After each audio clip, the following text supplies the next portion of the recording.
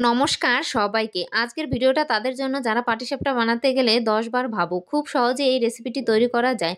প্রথমে আমি চালটা ২ ঘন্টা ভিজিয়ে নিয়েছি। এবার গুঁড়ো করে নেব। গুঁড়ো করা হয়ে গেছে। এর মধ্যে দিয়ে দেব পরিমাণ মতো ময়দা আর দিয়ে দেব দুধ। দুধটা একটু একটু করে দিয়ে মিশিয়ে নিতে হবে।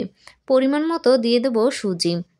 এবার ভালোভাবে মিশিয়ে এবার দিয়ে দেব পরিমাণ মতো চিনি। চিনিটা গলে গেলে এর মধ্যে দিয়ে দেব লবণ। এবার আমরা বানিয়ে নেব নারকেলের পুর। নারকেলের পুর বানানোর জন্য কড়াইতে নারকেল দিয়ে দেব, তারপর দিয়ে দেব চিনি।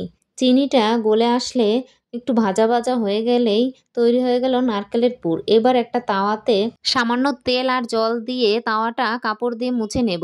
এবার দিয়ে দেব সেই ডোটা। এবার ঢেকে দেব। দেখুন হয়ে গেছে। এবার ঢাকনাটা তুলে নারকেলের পুরটা দিয়ে দেব। তৈরি হয়ে গেল আমাদের পাটিসাপটা। কত সহজেই তৈরি হয়ে গেল পাটিসাপটা।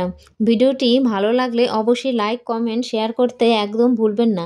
চ্যানেলটা অবশ্যই সাবস্ক্রাইব করবেন। এরকম আরও নতুন নতুন ভিডিও পেতে অবশ্যই আমার পাশে থাকবেন।